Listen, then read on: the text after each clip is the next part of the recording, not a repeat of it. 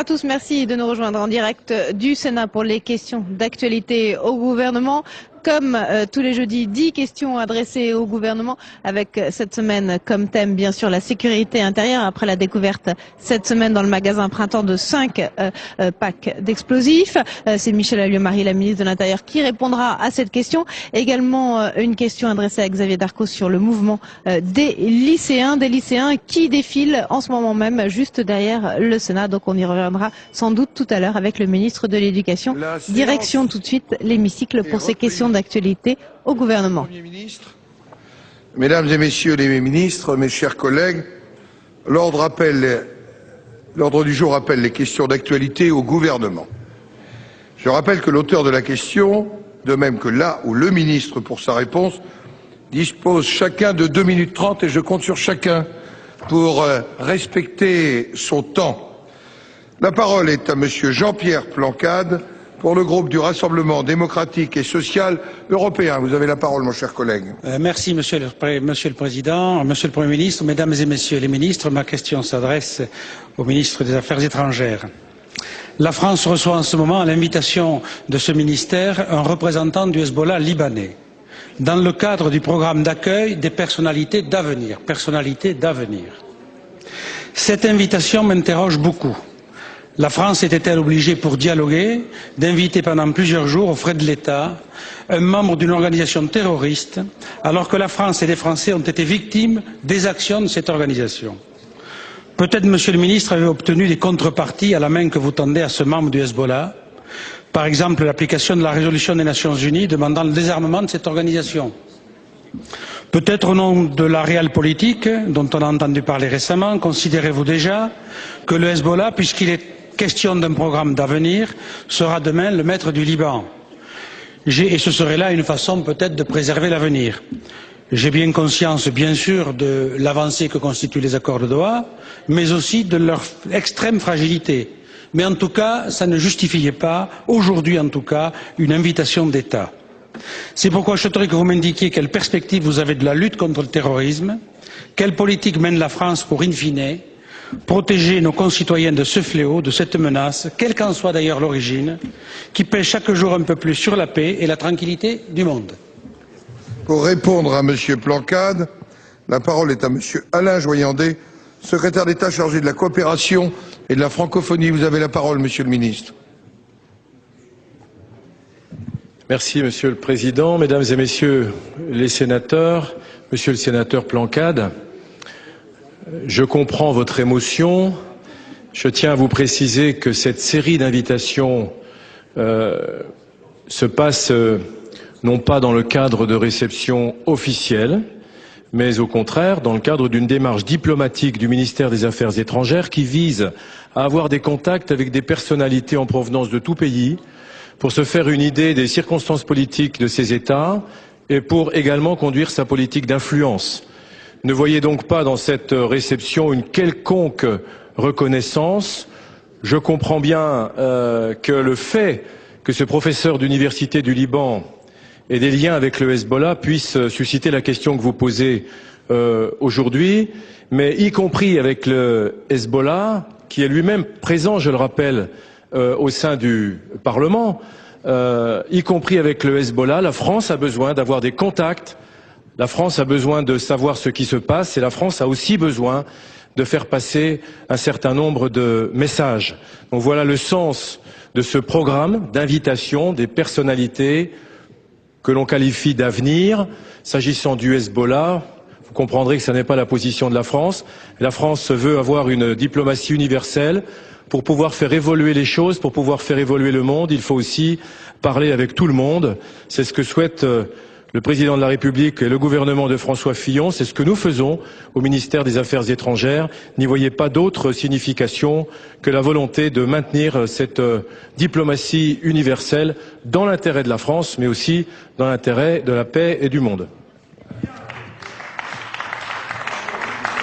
La parole est à Monsieur Christian Gaudin pour le groupe Union centriste. Vous avez la parole, mon cher collègue. Monsieur le Président, Monsieur le Premier ministre, Mesdames et Messieurs les ministres, mes chers collègues, ma question s'adresse à Madame le ministre de l'Intérieur. La découverte, mardi, de 5 bâtons de dynamite dans un magasin parisien a ravivé la menace terroriste à laquelle est confronté notre pays. D'après ce que nous en savons, il ne s'agissait là que d'un avertissement. Les explosifs en question n'étaient assortis d'aucun dispositif de mise à feu et les services de sécurité ont été avertis par une lettre de revendication. Une bien curieuse lettre signée d'un groupe apparemment jusqu'ici inconnu de vos services, le Front révolutionnaire afghan, et réclamant le départ des troupes françaises d'Afghanistan d'ici à la fin de février 2009. Depuis, de nombreux spécialistes ont semblé écarter la piste islamiste. Madame la ministre, vous avez annoncé que l'enquête avançait vite. Où en est-elle? Disposez-vous d'éléments nouveaux? Plus généralement, nous avons pu relever quelques dissonances au sein du gouvernement sur le degré de risque qui pèse aujourd'hui sur le pays. La France est-elle, oui ou non, particulièrement exposée? Enfin, nous savons que, suite à l'incident du printemps Haussmann, vous avez pris des mesures de renforcement de la sécurité. Après avoir vu hier les directeurs généraux de la police et de la gendarmerie, le préfet de police, les responsables des services de renseignement, des représentants de la RATP et de la SNCF, des aéroports de Paris et des grands magasins, pouvez-vous préciser la nature de ces mesures, en particulier pour les quelques jours qui nous séparent de Noël? Pour répondre à Monsieur Gaudin, la parole est à Madame Michèle Alliot-Marie, ministre de l'Intérieur, de l'Outre-mer et des collectivités territoriales. Vous avez la parole, Madame la ministre. Merci, Monsieur le Président. Mesdames et Messieurs les sénateurs, Monsieur le sénateur, j'ai eu l'occasion de le dire à plusieurs reprises. La France n'est pas plus menacée que d'autres pays. Cela ne veut pas dire qu'elle le soit moins. Il faut donc être vigilant et cette vigilance est assurée à la fois par nos dispositifs éprouvés d'ailleurs de sécurisation et par nos services de renseignement. Cela implique d'ailleurs aussi que nous sachions toujours nous adapter en fonction du risque. Et c'est ainsi qu'à la suite notamment des attentats de Bombay, j'ai décidé d'un exercice qui aura lieu lundi prochain pour voir si nous sommes bien en mesure de faire face, par exemple, à des prises d'otages multiples qui auraient lieu dans plusieurs villes à la fois. Ça se fera lundi. En ce qui concerne l'alerte qui a eu lieu dans les grands magasins où on a découvert effectivement des bâtons de dynamite, je dirais, du domaine civil ou des travaux publics est relativement ancien, il n'y avait pas de danger d'explosion, vous l'avez dit. Pour autant, cela nous amène aussi à regarder ce qu'il en est et à regarder ce que sont nos dispositifs dans ce cas. Et c'est la raison pour laquelle j'ai immédiatement, après cette découverte, de toute façon pris un certain nombre de décisions pour renforcer encore le dispositif que j'avais mis en place à partir du 1er décembre pour couvrir cette période toujours extrêmement sensible. Et notamment, nous avons mis en place des forces mobiles supplémentaires qui viennent renforcer les patrouilles et également mobiliser un certain nombre de militaires dans le cadre du dispositif Vigipirate en plus de ce qui existait. La réunion d'hier matin, comme vous l'avez dit, avec les représentants des grands magasins de la SNCF, de la RATP, des aéroports de Paris, nous a permis de faire le point et surtout de mettre en place un nouveau dispositif de suivi, avec notamment 3 réunions par semaine entre ces différentes personnalités à Paris et dans les grandes villes et avec le préfet de police pour Paris et les préfets pour les régions. La décision également de renforcer un certain nombre de contrôles dans les grands magasins eux-mêmes, notamment des contrôles aléatoires sur les sacs, de faire en sorte également d'éloigner des portes, des entrées sensibles, les véhicules qui pourraient aujourd'hui y stationner, qui représenteraient un certain dispositif, et de renforcer encore les dispositifs de contrôle avant l'ouverture des magasins ou avant l'utilisation des trains. Tout ceci est effectivement un ensemble qui a une seule finalité, assurer la protection des Français et surtout faire en sorte que les Français et les touristes qui viennent puissent passer des fêtes de Noël, faire leurs courses avec une totale tranquillité d'esprit, comme le mérite cette période de l'année. Merci Madame la Ministre. La parole est maintenant à Monsieur Jean-Louis Carrère pour le groupe socialiste. Vous avez la parole, mon cher collègue. Merci Monsieur le Président, Monsieur le Premier ministre, Mesdames, Messieurs les ministres, ma question s'adresse à Monsieur le Premier ministre. Elle concerne la gendarmerie nationale et sa présence sur nos territoires, donc elle intéresse la sécurité de tous nos concitoyens. J'ai déjà discuté longtemps avec vous, Madame le ministre de l'Intérieur, et je vous le dis avec beaucoup de courtoisie, je connais vos réponses à ce sujet. Mais il y a des choses que vous ignorez peut-être. Voilà pourquoi je m'adresse à Monsieur le Premier ministre.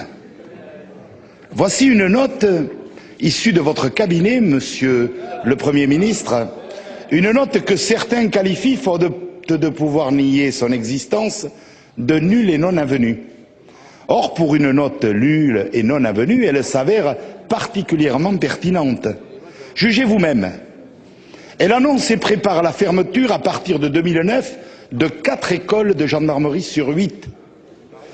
Malgré les futiles dénégations, la note en question avait vu juste, puisqu'il y a quelques jours, nous avons appris, et M. Raffarin nous l'a confirmé, que, effectivement, 4 écoles seront bientôt fermées. Or, plus grave encore, toujours selon cette note que je vous remettrai, Monsieur le Premier ministre, si vous ne l'avez pas vue, serait prévue la fermeture de 175 brigades territoriales sur 1700, plus de 10%, et aussi, excusez du peu, la suppression de 15 escadrons de gendarmerie mobile sur 128.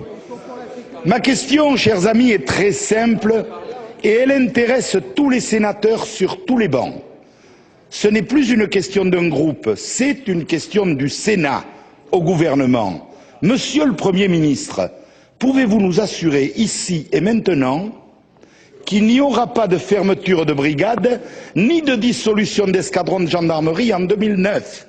Ou alors, donnez-nous la liste exacte et précise des fermetures entraînées par la cure d'amaigrissement à laquelle vous comptez soumettre la gendarmerie. Tous les élus de nos territoires attendent votre réponse. Pour répondre à Monsieur Jean-Louis Carrère, Madame Michèle Alliot-Marie, ministre de l'Intérieur, de l'Outre-mer et des collectivités territoriales. Monsieur Carrère, avec une courtoisie au moins égale à la vôtre, je vais vous redire, en présence du Premier ministre, ce que je vous ai dit avant-hier, hier et même les fois précédentes.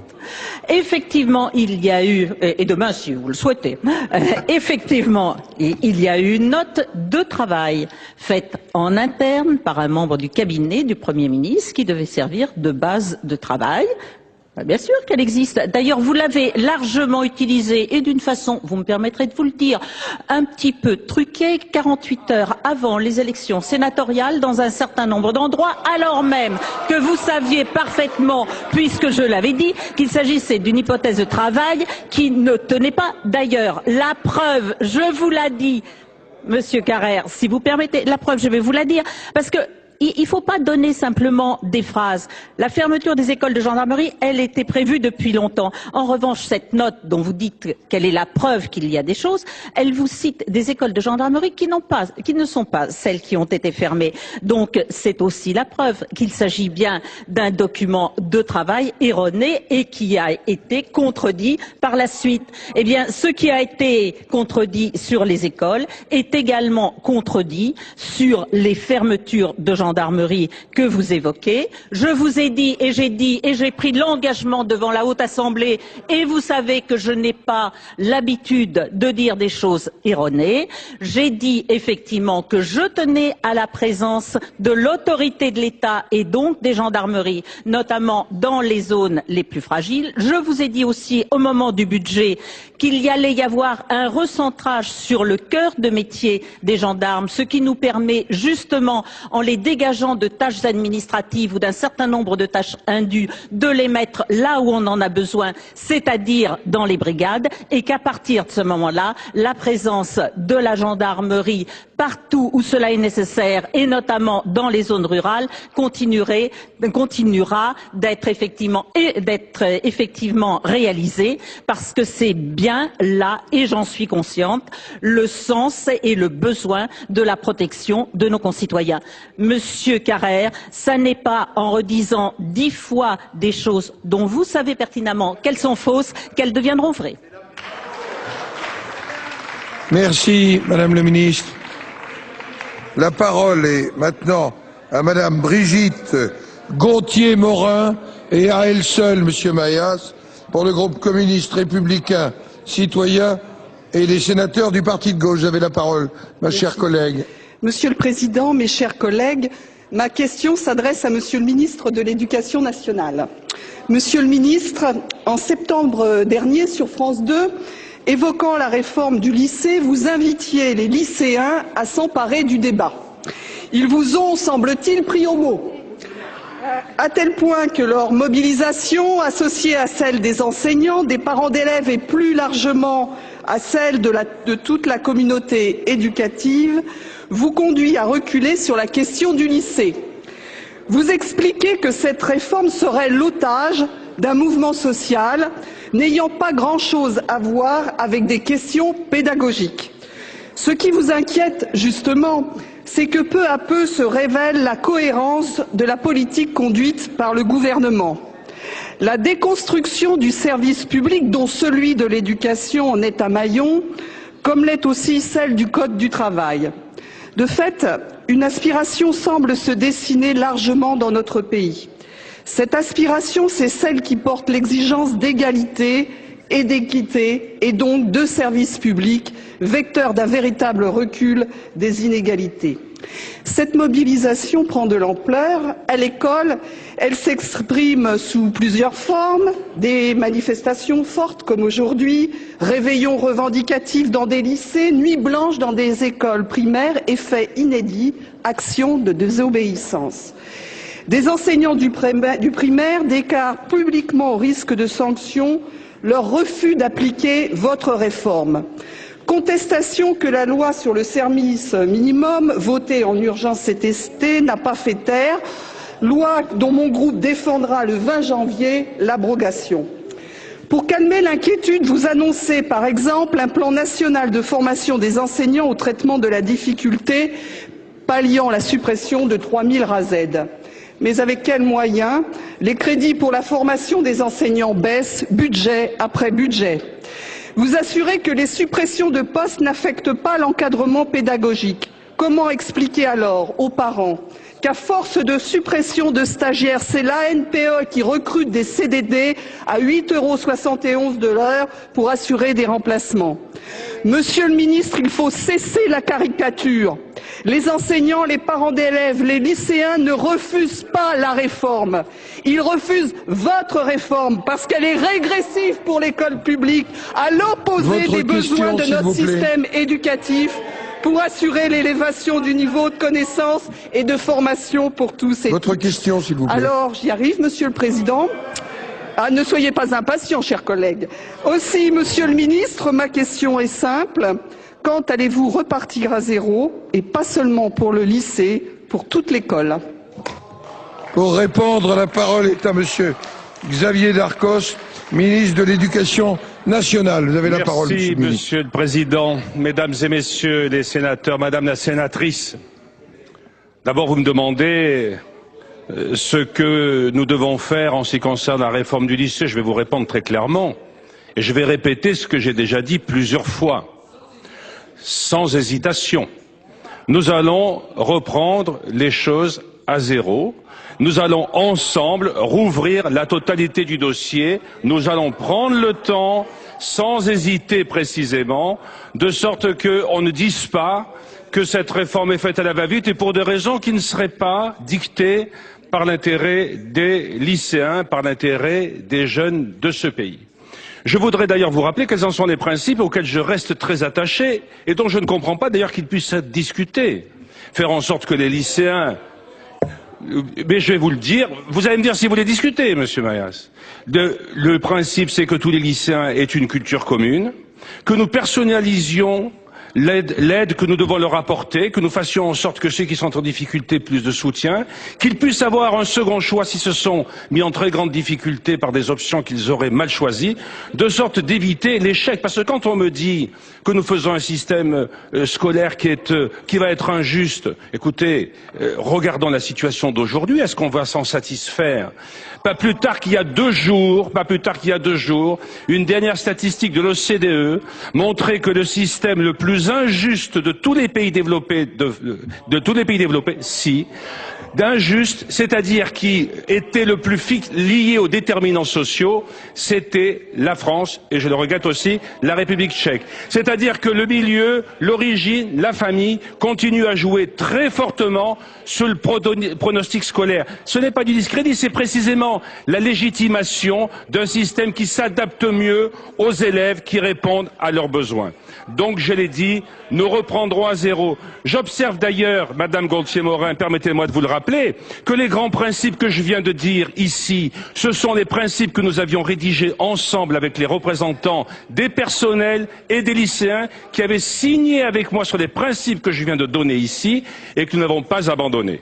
Aujourd'hui, on voit bien que les circonstances nécessitent plus d'explications, que nous travaillons différemment. Nous allons le faire, mais nous ne changerons rien à l'objectif de réforme parce que c'est évidemment l'intérêt général qui nous dicte, parce que c'est le besoin de la nation et parce que nous travaillons pour l'avenir. Et mesdames et messieurs les sénateurs, puis-je dire une dernière chose en m'adressant à des élus? Qui a intérêt à faire en sorte qu'on confonde l'inquiétude des lycéens, le besoin de parler avec eux et ce qui se passe ici ou là dans nos quartiers? Et je regrette qu'un certain nombre d'élus, et le Parti socialiste qui aujourd'hui défile avec les lycéens, puissent indirectement encourager les débordements que nous voyons aujourd'hui. Ce n'est pas comme ça qu'on défend la jeunesse. Et moi, je vous le dis, dans quelques années, quand on fera le bilan, les jeunes lycéens verront de qui, du gouvernement de François Fillon ou de ceux qui défilent aujourd'hui, ont vraiment aimé la jeunesse. Merci, Monsieur le Ministre. La parole est maintenant à Monsieur Philippe Dominati pour le groupe Union pour un mouvement populaire. Vous avez la parole, mon cher collègue. Merci, Monsieur le Président, Monsieur le Premier ministre, Mesdames et Messieurs les ministres, mes chers collègues. Dans quelques jours prendra fin la présidence française de la Communauté européenne. Cette présidence a été marquée par l'autorité du président de la République et nous sommes nombreux ici à avoir en mémoire les événements des 6 derniers mois où l'Europe s'est exprimée d'une manière unie et forte sur la scène internationale. Cela est dû au style personnel du président de la République et cela a été unanimement reconnu, notamment à Strasbourg, par les groupes parlementaires et par les présidents des assemblées. Comment ne pas faire le bilan de cette présidence?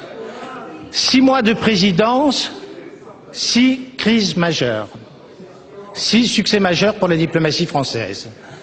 Tout d'abord, la résolution de 3 crises de grande amplitude. Une crise institutionnelle suite au non irlandais, qui débouchera peut-être sur une solution avec l'annonce d'un second référendum. Deuxièmement, une crise militaire suite à la crise russo-géorgienne, où aujourd'hui, aux frontières de l'Europe, alors qu'aujourd'hui cette crise semble oubliée. Et enfin, bien évidemment, la crise financière et économique qui occupe l'attention de tout le gouvernement et des gouvernements mondiaux et des institutions financières mondiales.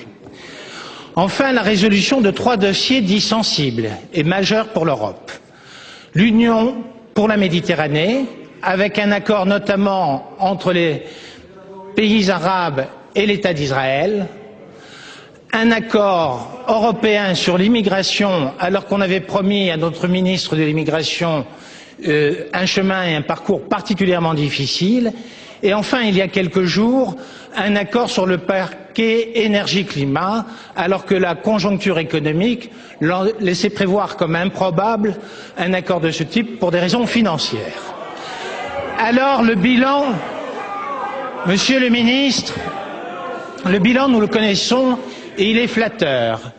Et ce qui compte pour nous, c'est de connaître quelles sont les perspectives pour la diplomatie française pour contribuer sur les impulsions qui ont été données dans des dossiers majeurs, notamment dans le domaine de la gouvernance économique, une notion qui n'existait assez peu en Europe il y a 6 mois, dans la notion de la zone euro et de la gestion particulière et spécifique de la zone euro, et également dans le domaine de la défense commune. Je vous remercie. Pour répondre à Philippe Dominati, la parole est à Monsieur le Premier ministre. Monsieur le Président, Mesdames et Messieurs les sénateurs, il y a 8 jours, Il y avait ici un débat qui avait permis d'insister sur le caractère extrêmement difficile des dossiers qui étaient à l'ordre du jour du dernier Conseil européen. Et en particulier, chacun s'accordait à reconnaître que la perspective de trouver un accord sur la question de la lutte contre le réchauffement climatique était une perspective très étroite, tant les positions des différents États européens étaient éloignées. Je crois que tout le monde peut se réjouir qu'après un travail remarquable qui a été conduit en particulier par Jean-Louis Borloo, par l'ensemble des équipes de la présidence française, soutenu par le Parlement européen dans une immense majorité, nous ayons pu réussir cet accord qui marquera plus que tout le reste la présidence française, puisque non seulement cet accord est historique parce que c'est la première fois que des grands pays développés se dotent d'un dispositif contraignant les engageant à réduire de 20% les émissions de gaz à effet de serre d'ici 2020 et d'augmenter de 20% les énergies renouvelables, mais surtout c'est un accord qui était vital pour permettre la conclusion d'un grand accord mondial à Copenhague l'an prochain. Nous ne savons pas si nous réussirons cette négociation de Copenhague, mais nous savions en tout cas une chose, c'est que sans accord à Bruxelles la semaine dernière, il n'y avait aucune chance de réussir un accord sur le climat à Copenhague. Et je voudrais faire remarquer que l'accord qui a été négocié à Bruxelles a été soutenu par plus de 600 députés européens sur 700 et en particulier par le groupe du PPE, par le groupe socialiste, par une grande partie du groupe des Verts au Parlement européen. C'est dire si tout le monde s'est accordé à reconnaître que le compromis qui avait été trouvé était un compromis satisfaisant. Deuxièmement, nous nous étions fixé un objectif qui était de rouvrir, même si c'est très difficile, la voie de la ratification, en particulier par l'Irlande, du traité de Lisbonne. Cette voie est rouverte. Maintenant, c'est évidemment au peuple irlandais qu'il appartient de prendre ses responsabilités. Mais nous avons réussi à convaincre l'ensemble des États européens de faire un certain nombre de concessions qui permettent aujourd'hui la réouverture de ce débat. Nous nous étions fixé des objectifs ambitieux en matière de politique de défense. C'est un des sujets les plus difficiles parce que nous savons qu'il n'y a pas sur cette question une grande identité de vue en Europe et qu'il n'y a surtout pas chez beaucoup de pays européens une grande volonté de faire. Nous avons obtenu deux avancées importantes. La première, c'est un engagement à l'unanimité des États de l'Union européenne d'augmenter les capacités globales de défense de l'Union, et le deuxième, c'est un engagement de la part des principaux pays producteurs de force de mettre en œuvre une force d'intervention européenne de 60 000 hommes, et c'est évidemment loin des objectifs auxquels les plus ambitieux des pays européens rêvent, mais c'est ce que nous allons essayer de réaliser. Enfin, nous avons obtenu à l'unanimité le pacte commun sur l'immigration, ce qui veut dire qu'aujourd'hui, l'ensemble des pays européens, à l'unanimité, a reconnu le bien fondé d'une thèse française qui est la thèse de l'immigration choisie au service d'une intégration réussie. Enfin, nous avons adopté un plan de relance de 200 milliards d'euros, un plan de relance de 200 milliards d'euros qui valide le plan de relance du gouvernement français puisqu'il est tout entier tourné sur l'investissement et sur la nécessité des réformes de structure. Voilà, mesdames et messieurs les sénateurs, le bilan de cette présidence française. Je voudrais rendre hommage à Hubert Haenel qui, pour le Sénat, au nom de la délégation, a joué un rôle considérable et vous dire enfin que nous avons fait la démonstration que les problèmes de l'Europe n'étaient pas seulement des problèmes institutionnels, mais c'était surtout des problèmes de volonté politique. Enfin, je voudrais dire à M. Carrère que le gouvernement s'exprime comme il l'entend et que vous pourriez montrer l'exemple de la politesse, du respect des autres et de l'écoute de la démocratie. Merci, Monsieur le Premier ministre. C'est le président qui préside, Monsieur Carrère. La parole est à Monsieur René-Pierre Signé pour le groupe socialiste. Vous avez la parole.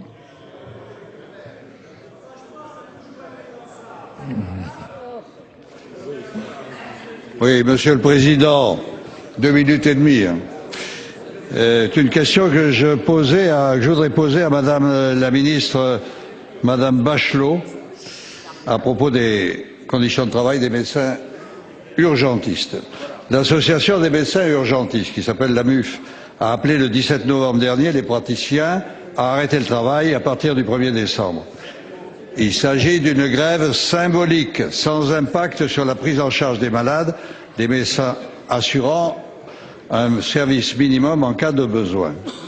Les urgentistes protestent contre une forte augmentation de leurs horaires de travail, contre les restrictions budgétaires, contre les suppressions de postes. L'annonce de 20 000 emplois supprimés dans les hôpitaux les inquiète. Et contre les fermetures de services, notamment des services d'urgence, SAMU et SMUR. Ils demandent la reconnaissance du temps de travail et la valorisation de ce temps à partir de la 39e heure. À noter qu'ils travaillent souvent plus de 70 heures consécutives et qu'il ne s'agit pas d'un travail de routine ni simplement technique, mais d'une tâche épuisante, à haute responsabilité et surtout d'une tâche humaine. Or, les liens à tisser médecins-malades, pourtant si nécessaires, sont oubliés, gommés par la rigueur de la tarification à l'activité. C'est la déshumanisation progressive d'un métier qui fonctionne pourtant pour partie sur le monde affectif.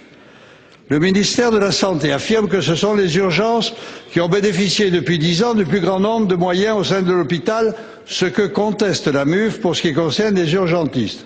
D'ailleurs, les services d'urgence n'ont connu qu'une faible progression en nombre d'intervenants, alors qu'ils sont de jour en jour plus encombrés puisqu'arrive aux urgences toute personne qui ne peut bénéficier de la médecine libérale trop onéreuse et d'accès difficile.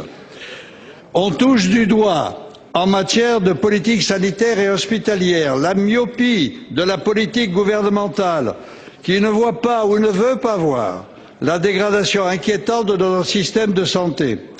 La France, qui s'enorgueillait de son exemplaire protection sociale, des performances de sa médecine, doit réviser ce jugement et sur la célérité du traitement d'urgence, et sur la protection sociale, amputée d'année en année, et sur la sécurité sanitaire, qui n'est plus assurée dans les zones rurales, sinon par les sapeurs-pompiers. La grève dans les services, largement suivie, est approuvée par une forte majorité de l'opinion. Elle reçoit aussi le soutien d'une large intersyndicale et sera suivie d'une grande journée de mobilisation pour la défense de l'hôpital public. Ce sera le résultat probant de l'exaspération, de la colère des médecins et plus largement du personnel hospitalier, ne voulant plus travailler dans des conditions qui se dégradent de jour en jour et ne permettent plus d'assurer la sécurité des patients. Ce sera aussi la sourde expression des craintes de tous. L'étranglement financier, va bientôt atteindre les limites du supportable.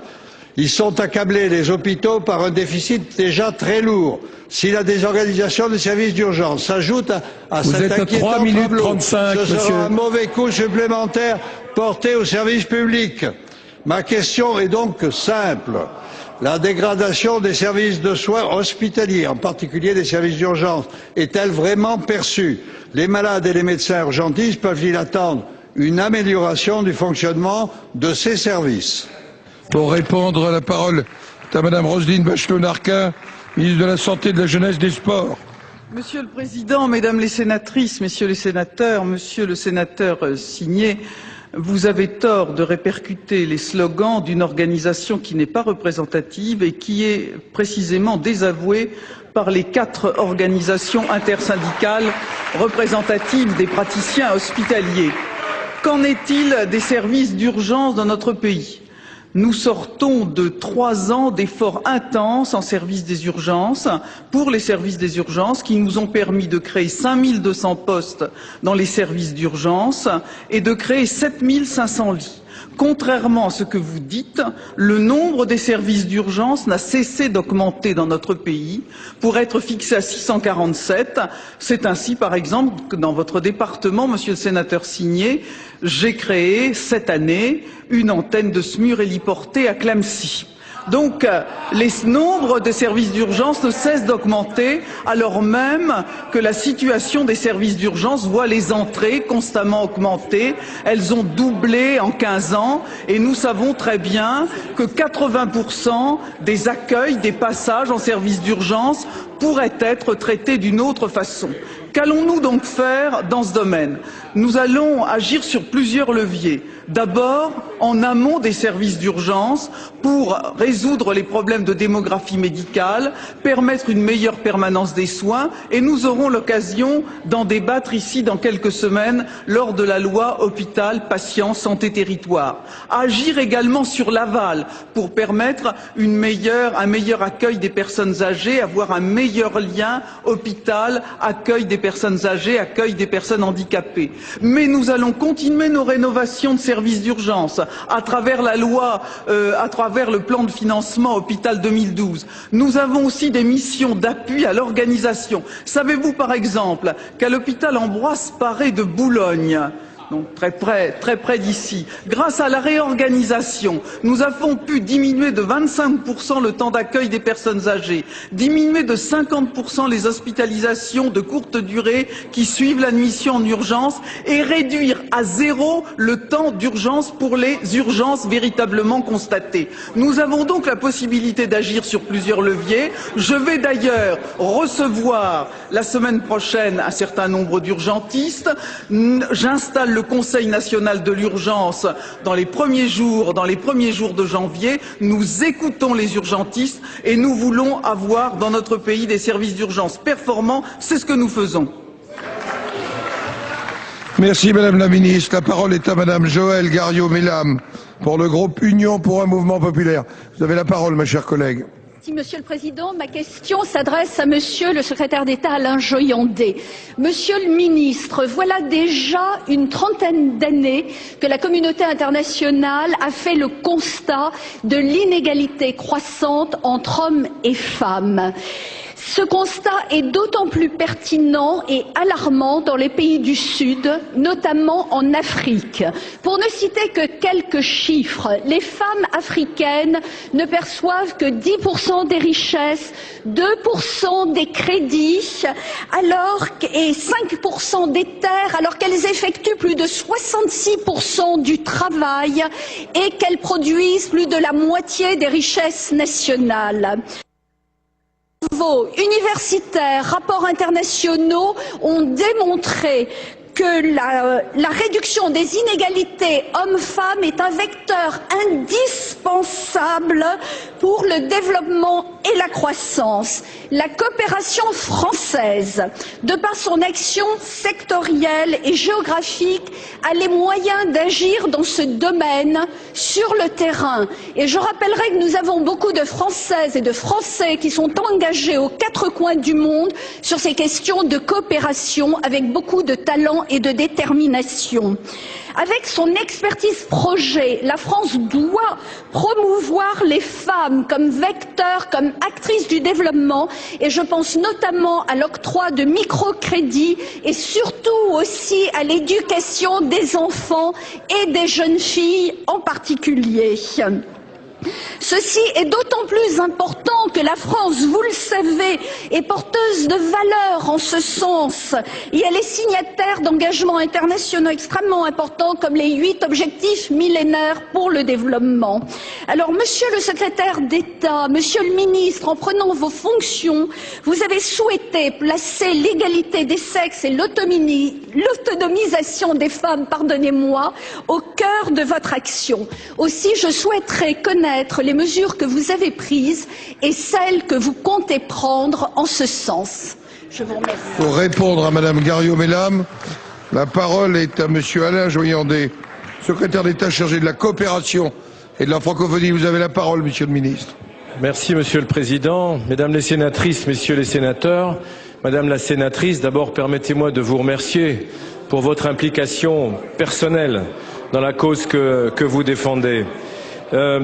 Je veux dire à cette occasion qu'il est bon que nous nous posions la question de la solidarité en direction des pays du Sud dans cette crise internationale.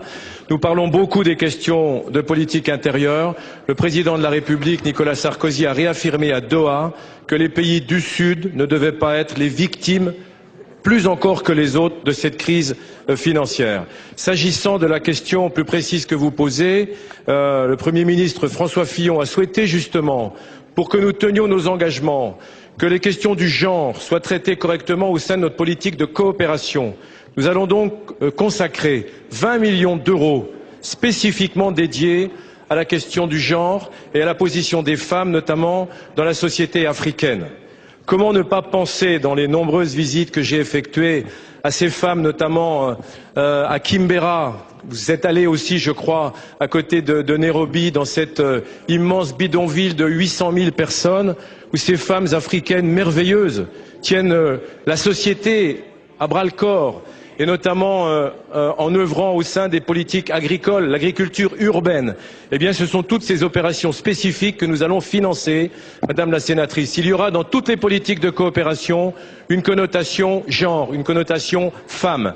2 projets majeurs, à titre d'exemple, vont être soutenus.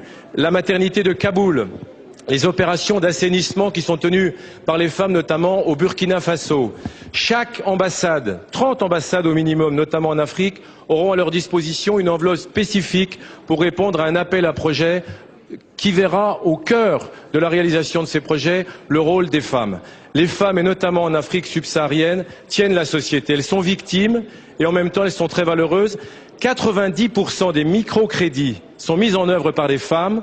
Sachez que 95% des mensualités de ces microcrédits sont assurées tout à fait normalement. Il y a donc lieu, effectivement, vous avez raison, de porter une attention toute particulière dans nos politiques de développement. C'est la volonté du gouvernement, c'est ce que nous faisons et c'est ce que j'ai annoncé ce matin avec des actions très concrètes pour aller dans ce sens et ne jamais oublier que l'avenir du continent africain, en ce moment même, au moment où nous parlons, passe par les femmes. Merci, Monsieur le Ministre. La parole est à Monsieur Jean Desessard pour le groupe socialiste apparenté et rattaché. Vous avez la parole, Monsieur Desessard. Ma question s'adresse à Monsieur Brice Hortefeux, ministre de l'Immigration. Elle concerne la régularisation des travailleurs sans papier et plus particulièrement les 88 travailleurs intérimaires sans papier qui sont en grève active depuis le 3 juillet dernier devant l'agence d'intérim qui les emploie, MAN BTP, dans le 10e arrondissement de Paris. Tout d'abord, Monsieur le Ministre, je vous remercie de votre réponse rapide à ma lettre du 11 décembre dernier où je demandais qu'une solution soit trouvée avant la fin de l'année. Mais malgré tout, le contenu de votre réponse reste insuffisant au regard de l'urgence de la situation dans laquelle se trouvent ces travailleurs. Je crois utile que l'on change notre regard vis-à-vis des travailleurs migrants. En effet, où est le scandale? Où est l'inacceptable, Monsieur le Ministre? Est-ce le fait que ces personnes soient venues en France pour travailler et nourrir leur famille? Ou bien est-ce l'existence de réseaux clandestins d'un marché de travail underground qui profite de la situation de ces travailleurs sans papier? Où est le scandale? Où est l'inacceptable, Monsieur le Ministre? Vient-il de ces travailleurs sans frontières qui abandonnent leur pays pour venir construire nos routes, nos écoles et nos hôpitaux? Ou bien des boursicoteurs sans frontières qui spéculent et s'enrichissent sans rien produire pour la société? Alors, cessez de les considérer, ces travailleurs sans papier, comme des délinquants et regardez leur mouvement de grève comme celui de salariés comme les autres qui se battent pour la reconnaissance et le respect de leurs droits. Ce combat nous concerne tous car il s'agit de lutter contre le travail au noir et l'exploitation de la clandestinité, par exemple pour les travaux illégaux tels le traitement de l'amiante sans protection.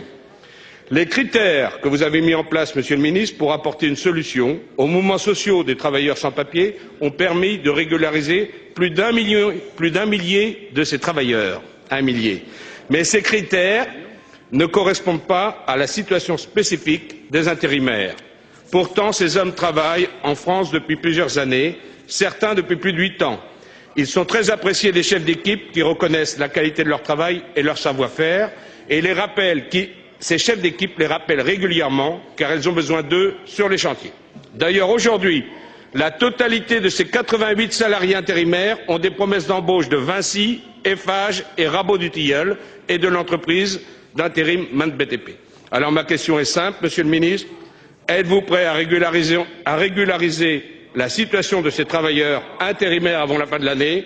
Ce serait un geste du gouvernement qui prouverait ainsi que l'urgence est bien à la lutte contre le travail clandestin et non à la répression des sans-papiers qui ont osé porter au grand jour leur situation. Pour répondre, la parole est à Monsieur Brice Hortefeux, ministre de l'Immigration et de l'Intégration. de l'identité nationale et du développement solidaire. Vous avez la parole. Bien, Monsieur le Président, Mesdames et Messieurs les sénateurs, Monsieur le sénateur Jean de César, merci d'abord d'avoir souligné que vous m'aviez écrit et que je vous ai répondu sur le fond, pas sur la forme, pas un accusé de réception, sur le fond et en moins de 6 jours.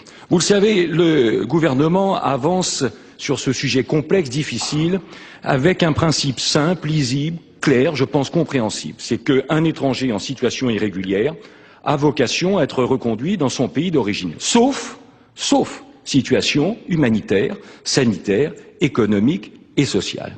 Et très concrètement, ça signifie que sur la base de l'article 40 de la loi de novembre 2007, je ne crois pas vous faire injure en disant que vous l'avez assez mollement soutenu, mais sur la base de cet article, il est possible de procéder à des régularisations selon des critères, là aussi, de travailleurs irréguliers, selon des critères qui sont assez, là aussi, compréhensibles. Premièrement, il faut fournir un vrai contrat de travail. Vous y avez fait allusion. Deuxième élément, il faut que ce contrat de travail porte sur une activité qui soit un métier sous tension, c'est-à-dire dans lequel il y a des difficultés de recrutement. Et enfin, naturellement, il faut que l'entreprise s'engage à acquitter les taxes qui sont dues lorsque l'on recrute, comme vous le savez, un travailleur étranger. Et vous le voyez, vous avez évoqué l'importance de ce phénomène. Souvenez-vous, on nous avait annoncé 50, voire 100 000 dépôts de dossiers. Il y en a eu en tout et pour tout 3 500, qui ont abouti à un examen individuel, au cas par cas, qui a permis la régularisation, grosso modo, de 1000, un peu plus de 1000 travailleurs clandestins. Alors, sur la situation des intérimaires, vous avez raison, c'est une situation particulière qui mérite une attention particulière. Qu'est-ce que l'on peut dire sur ce sujet?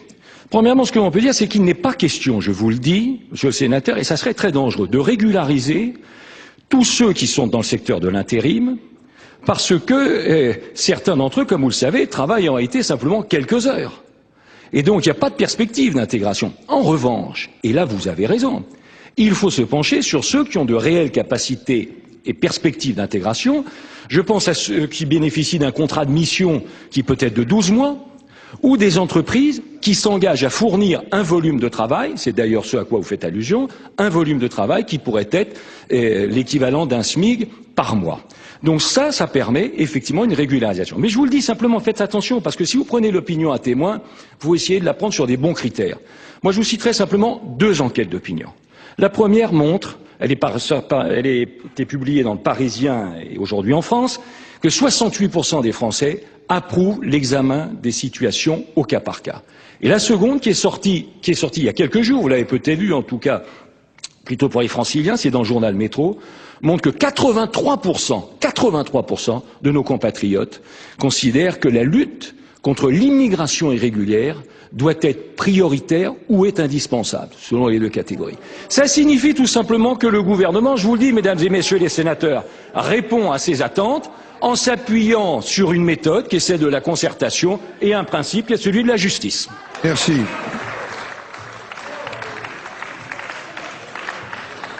Merci, Monsieur le Ministre. La parole est maintenant à Monsieur Jacques Gauthier pour le groupe Union pour un mouvement populaire. Vous avez la parole, mon cher collègue.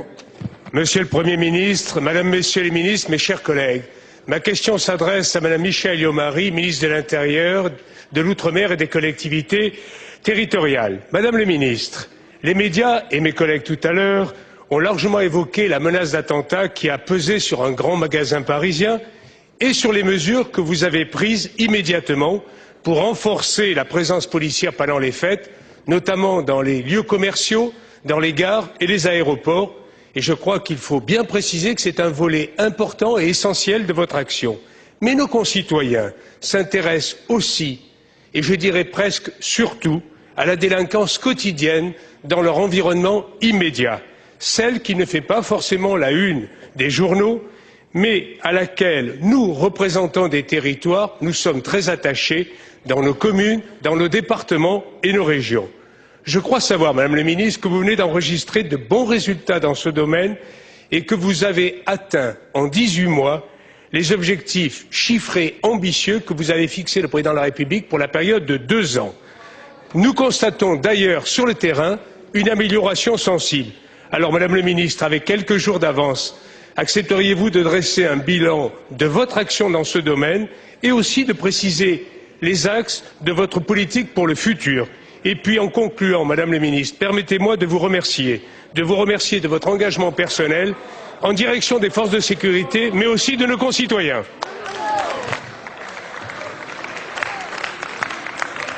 Pour répondre à Monsieur Jacques Gaultier, la parole est à Madame Michèle Alliot-Marie, ministre de l'Intérieur, de l'Outre-mer et des collectivités territoriales. Vous avez la parole, Madame la Ministre. Merci, Monsieur le Président, Mesdames et Messieurs les sénateurs.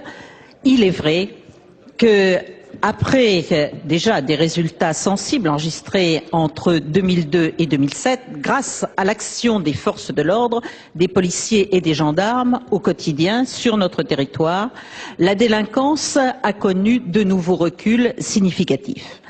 En effet, en l'espace de 18 mois, nous avons noté un recul de la délinquance de proximité, de plus de 12%, de près de 12%, 11,7 exactement, pour un objectif qui était fixé à 10%. Nous avons donc effectivement obtenu une baisse très sensible.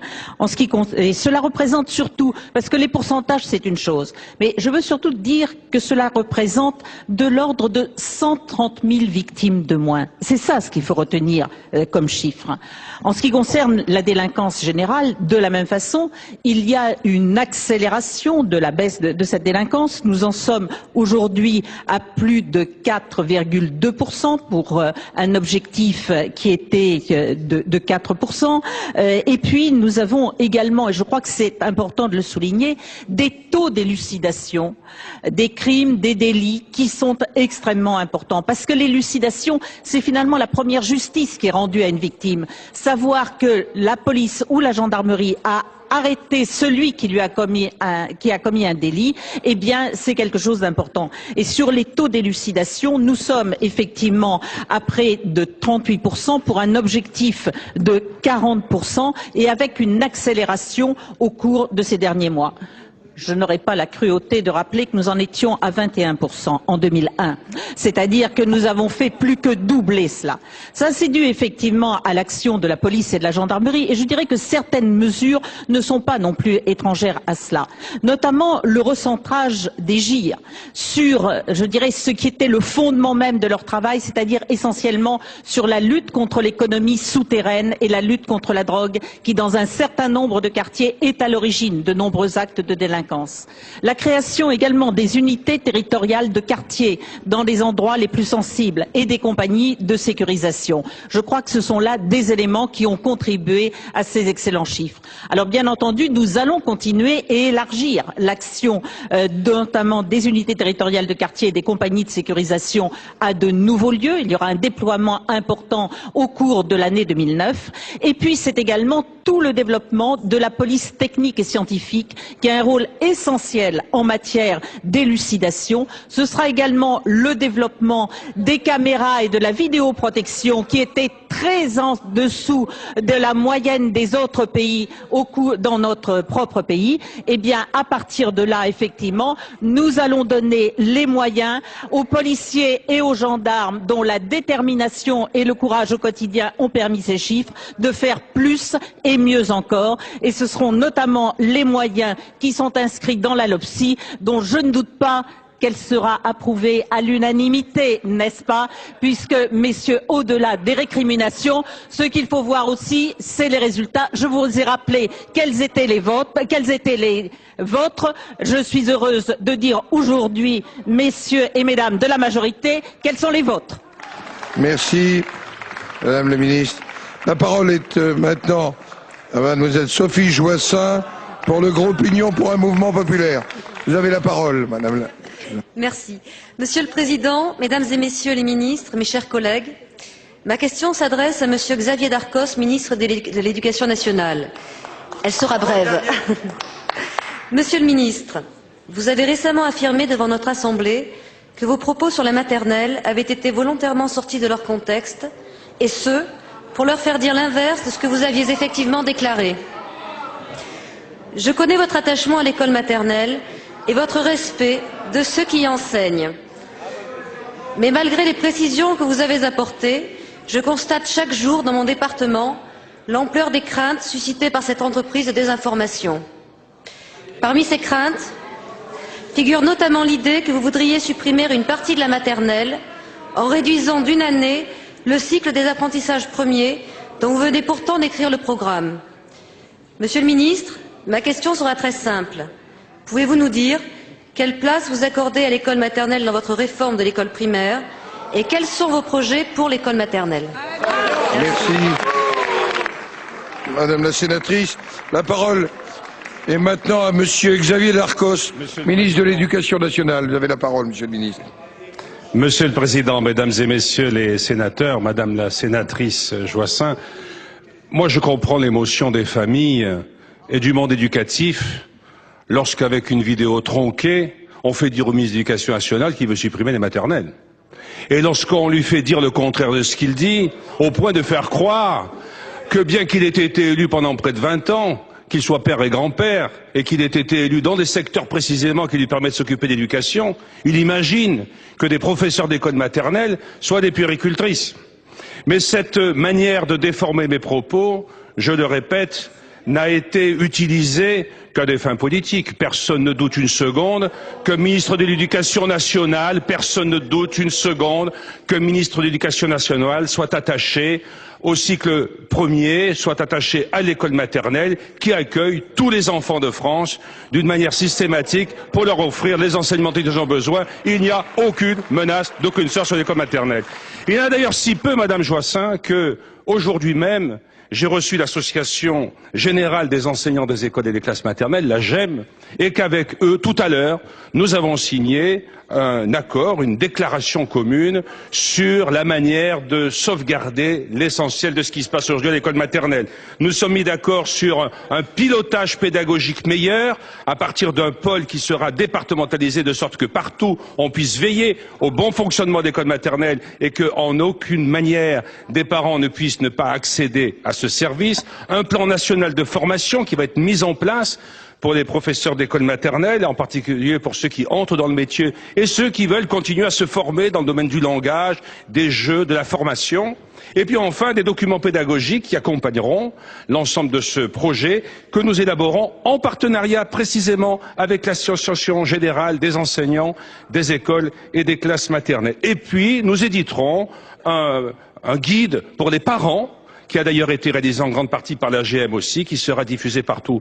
Voilà, mesdames et messieurs, une fois de plus, je le dis, comment se fait-il dans ce pays qu'on ne puisse pas, sur les questions scolaires, parler froidement et qu'il faille insulter à la raison en faisant croire qu'un ministre dit le contraire de ce qu'il dit, lorsque on a tout simplement à s'occuper de l'avenir des enfants de France? Je regrette ces méthodes. Eh bien, je vais vous dire ce que j'ai fait tout à l'heure en recevant la GEM. Ils avaient rédigé une motion en faveur de l'école maternelle qui circulait, qui a reçu beaucoup de signatures. Elle vient de recevoir la mienne aussi. Merci. Merci, Monsieur le Ministre. Nous en avons fini, mes chers collègues, avec les questions d'actualité. Je voudrais remercier Madame Anne-Marie Payette et Monsieur Guérini, les deux secrétaires qui sont à mes côtés. Je vais maintenant suspendre la séance. Elle sera reprise dans quelques minutes pour la suite de l'examen du projet de loi de finances rectificative pour 2008. La séance est suspendue. Le retour image.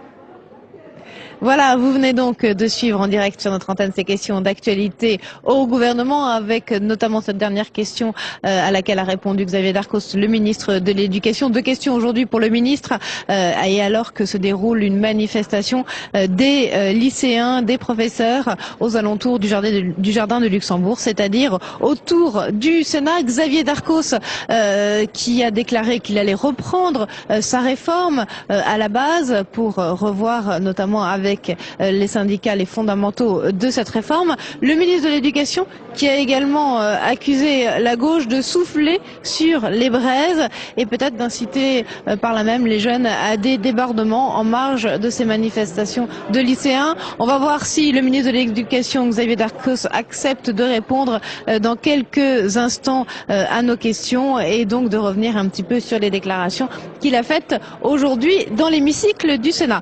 Parmi les autres interventions des ministres cet après-midi. Il y avait bien sûr la ministre de l'Intérieur, Michèle Alliot-Marie, qui a répondu à une question sur la sécurité intérieure après cette menace d'attentat dans le grand magasin Le Printemps à Paris.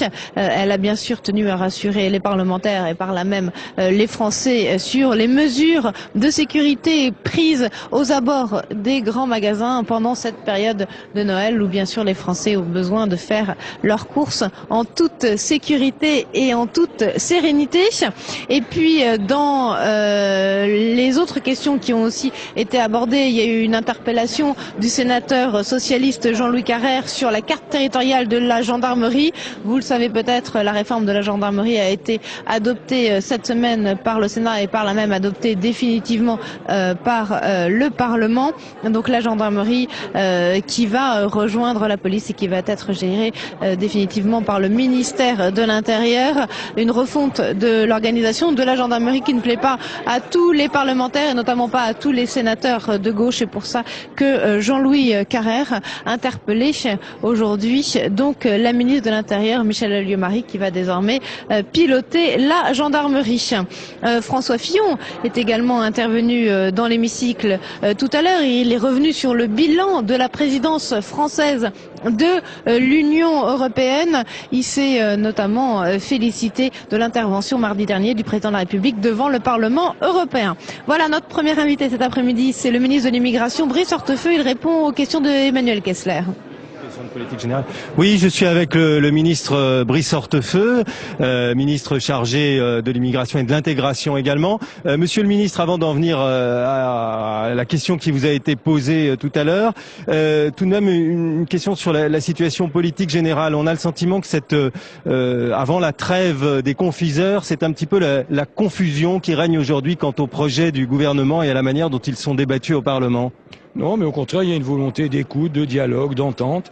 Et les décisions qui ont été prises sur des sujets qui sont très importants, notamment dans le secteur éducatif, montrent qu'il n'y a pas de volonté de passage en force, qu'il y a au contraire le souci de la patience et de l'écoute. Et dans une démocratie moderne, ça me semble plutôt être la bonne méthode. Oui, c'est pas tout à fait ce qu'on voit quand on regarde les lycéens qui manifestent dans la rue. Lorsqu'on entend Xavier Darcos justement reproche au Parti socialiste d'attiser un petit peu le mouvement. Lorsqu'on voit vos difficultés sur le commerce du dimanche. Non, je vais me répéter, comme ça démontrera que je me contredis pas. Non, je pense sincèrement que dans une démocratie moderne, il faut toujours privilégier le dialogue. Donc la méthode qui a été retenue, les explications fournies par Xavier Darcos, les explications avancées pour le travail du dimanche par Xavier Bertrand montrent qu'il y a le temps de la réflexion, et ce temps de la réflexion, et c'est utile, et cela démontre encore une fois que nous voulons une démocratie qui soit une démocratie vivante, dans laquelle ce n'est pas toujours les passages en force. Alors en même temps, on entend, y compris d'ailleurs le président de la République, reprocher à l'opposition de faire de l'obstruction. Alors. Oui, mais c'est vrai qu'il y a une espèce de bataille d'amendements et dans un certain nombre de cas d'invectives qui sont pas dignes précisément de la démocratie que nous voulons, du mode de fonctionnement de nos institutions démocratiques. Jean-François Copé a par exemple totalement raison et de dénoncer l'attitude cette nuit. Vous vous rendez compte qu'un député a failli en venir aux mains avec un autre. Ça, c'est du temps révolu. Ça, c'est pas comme ça qu'on doit fonctionner, qu'on doit avancer. Donc, cette sérénité qui est appelée de leur vœu par les responsables de la majorité répond, j'en suis sûr, à ce qu'attendent nos compatriotes. Ils veulent pas d'invectives, ils veulent d'un vrai débat. Est-ce que c'est une raison pour mettre en place ce que certains parlementaires estimaient une restriction du droit d'amendement dans le cadre des discussions actuelles sur l'application de la réforme constitutionnelle? Bon, écoutez, moi ça ne concerne pas des textes qui sont les miens là aujourd'hui, donc vous m'interrogez, je réponds à la question qui est posée concernant l'activité du Sénat. Voilà. Alors, sur la question de l'immigration, vous avez été interpellé aujourd'hui par le sénateur Jean Desessard. Est-ce que vous avez l'impression que, au terme de 6 mois de présidence européenne, on a pu vraiment dépassionner ce dossier? À l'évidence, oui, puisque le pacte européen que la France a imaginé, mais qui est ensuite porté par les autres pays de la communauté européenne, comme vous le savez, ce pacte sur l'immigration et l'asile a été adopté à l'unanimité par l'ensemble des pays. C'est-à-dire, quelle que soit la situation géographique, quelle que soit la sensibilité politique, c'est ce que je rappelle régulièrement aussi bien à l'Assemblée qu'au Sénat, c'est que vous avez ce pacte sur l'immigration a été encouragé, porté, voté, adopté par des ministres communistes, en l'occurrence chypriotes, par des gouvernants socialistes en Espagne, ou des travaillistes britanniques, et puis par des gouvernements de centre-droit comme la France, ou jusqu'au gouvernement de Silvio Berlusconi. Donc ça signifie que l'Europe est capable de surmonter les clivages idéologiques pour pouvoir répondre concrètement aux défis de société. Parce que la question migratoire n'est pas un problème, ce qui est un problème, c'est l'absence de politique. Et donc, là, nous avançons concrètement pour répondre à ce défi. On entend aujourd'hui, on commence à entendre un certain nombre de chefs d'État et de gouvernements africains dire que, alors qu'elle avait été plutôt épargnée jusqu'à présent, l'Afrique commence à connaître les conséquences de la crise qui s'est déclenchée aux États-Unis et qui s'est propagée ailleurs depuis le début de l'année. Est-ce que vous pensez que ça va avoir justement des conséquences sur les flux migratoires et qu'il va pas falloir se pencher là-dessus? Oui, il y a d'abord une réalité, c'est que l'Afrique a été jusqu'à présent moins touchée, parce qu'elle est, pour l'essentiel, à l'écart des grands circuits financiers mondiaux. C'est généralement un inconvénient. Là, il y a un avantage ponctuel. Il n'en demeure pas moins que nous devons faire attention, parce que dès lors qu'il y a recrudescence du chômage, ça signifie que les populations les plus vulnérables sont les premières touchées, et nous devons donc être vigilants concernant la situation de la population immigrée légale. Le taux de chômage de la population immigrée légale est aujourd'hui de 22%, ce qui est donc à comparer aux 8% de la communauté nationale. Donc il y a un effort à accomplir pour répondre à la fois aux demandes, mais aussi aux besoins de notre économie. Dernière question, est-ce que vous pensez, dans ce qui a été annoncé hier par le président de la République, avec la nomination d'un commissaire chargé de la diversité, qu'il y a des aspects qui sont, je dirais, en interaction avec vos préoccupations ministérielles? Bien sûr, j'ai été d'ailleurs aux côtés du président lorsqu'il s'est rendu à Palaiseau hier pour écouter son intervention, qui a été extraordinairement riche et positive. C'était pas une situation, l'observation d'une situation pleurnicharde. C'était au contraire un message d'optimisme et de volontarisme qui a été partagé par le président, développé par le président, avec des mesures, avec la nomination d'un commissaire qui souligne le parcours d'ailleurs exemplaire, réussi de M. Sabeg. Et donc, ça rejoint mes préoccupations. Et d'ailleurs, la conférence que nous avons organisée à Vichy, dans le cadre de la présidence française, portait précisément sur l'intégration. Et nous avons d'ailleurs, à ce moment-là, proposé une boîte à outils avec un certain nombre d'initiatives qui, d'ailleurs, sont totalement validées par les Français, puisque l'Institut Ipsos a procédé à une étude et de 57, selon les mesures, à 80% des personnes sondées, en tout cas, approuvent ces initiatives. Donc il y a une attente et nous sommes en train d'y répondre. Merci Monsieur le Ministre d'être venu en direct au micro de Public Sénat. Perrine Tarnaud avec le sénateur de Paris, Philippe Dominati. Oui, Philippe Dominati, merci d'être avec nous en direct à ce micro. On sent pas mal d'effervescence aujourd'hui au Sénat, beaucoup d'apartés entre les ministres, beaucoup, un peu d'énervement, je dirais, au sein de la majorité. C'est quoi? C'est la fin de l'année, la fatigue? C'est la fin de l'année, c'est un recadrage qui est naturel à quelques jours de la fin du débat parlementaire. C'est tout à fait logique. Mais quand vous dites recadrage de qui? De la majorité? Calendrier, on a un calendrier extrêmement chargé entre le gouvernement et le Parlement. On n'a pas eu le temps, sans doute, de peaufiner suffisamment un certain nombre de textes et donc c'est tout à fait naturel. D'ailleurs, ça se sentait dans les questions d'actualité. Ouais. Et ce qui se sent aussi notamment dans l'hémicycle du Sénat, mais aussi de l'Assemblée nationale, avec l'examen de la proposition de loi sur le travail dominical, toute la réforme autour de l'audiovisuel public, des textes dont va hériter à la rentrée le Sénat. Comment, à votre avis, vont se passer les débats ici? Sereinement, comme d'habitude. On va corriger peut-être quelques dérives provoquées par les textes et l'actualité. Lesquelles? Quelles dérives? Vous pensez à quoi, par exemple? Je pense qu'il y a des choses à corriger sur le financement de l'audiovisuel. Très clairement, manifestement, il y a une polémique à l'Assemblée nationale. Sur l'audiovisuel, il y a des choses qui, pour l'instant, peuvent être encore améliorées, très probablement. Sur le travail dominical, même chose. Le travail le dimanche, même chose. Mais là aussi, l'Assemblée nationale va prendre son temps. C'est les changements dont vous parliez qui se sont produits dans la journée, je crois, dans l'ordre du jour. Et en plus, c'est dans la tradition du Sénat. Le travail dominical qui ne sera examiné maintenant, la suite du texte ne sera examinée par l'Assemblée nationale qu'à la rentrée. Voilà. On dit que sur la réforme du projet de loi, sur la réforme de l'audiovisuel public, il n'y a pas de majorité pour l'instant au Sénat, que les centristes sont assez hostiles au texte. Écoutez, moi je ne connais pas c'est de l'autorité des présidents de groupe. C'est très difficile de savoir s'il y a une majorité ou pas. Ce qu'il y a de certain, c'est qu'on sent que ce texte perturbe, dans la majorité même, un grand nombre de sénateurs. Ça, c'est une réalité. Ça s'est produit régulièrement dès que le groupe a été amené à parler de ce sujet. Et effectivement, il y a encore des questions non résolues. Et je pense qu'elles vont ressurgir. Elles peuvent ressurgir. Est-ce qu'il faut toucher au calendrier des réformes ou continuer à ce rythme-là? Il faut continuer à ce rythme et même accélérer. C'est normal qu'il y ait des tensions parce que le rythme est rapide. Les réformes sont nécessaires. Elles sont importantes, de grande amplitude. Et malheureusement, il faut encore en faire plus. Alors, c'est pas toujours simple parce que ça n'a pas été dans le passé le même rythme, avec la même volonté. Et lorsqu'on fait du mouvement, on fait un peu de casse ici ou là, et on n'est pas obligé de réussir au premier coup. Donc, il faut continuer à avoir ce calendrier parlementaire très chargé. Oui. D'abord, il est stimulant.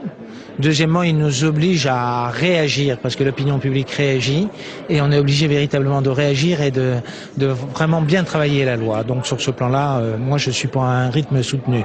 Très bien, écoutez, merci beaucoup Philippe Dominati d'avoir répondu à nos questions. Voilà, écoutez, c'est aujourd'hui la fin de ces questions d'actualité au gouvernement. Merci beaucoup de nous avoir suivis et on se retrouve le jeudi 8 janvier à partir de 15h pour une prochaine séance des questions d'actualité au gouvernement. Très bon après-midi à tous sur la chaîne parlementaire.